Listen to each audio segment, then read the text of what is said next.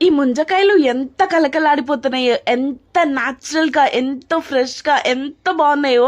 నా ఫ్రెండ్ ఇంటికి వెళ్ళినప్పుడు ఇలా బస్తాడు కాయలు తీసుకొచ్చింది. మేమైతే ఫుల్గా ఎంజాయ్ చేసాము. ఎందుకంటే తొందరగా ఖరాబ్ అవుతాయి ముంజకాయలు, చెట్టు నుంచి తీసాక ఒక 2-3 డేస్లో ఖరాబ్ అయిపోతాయి.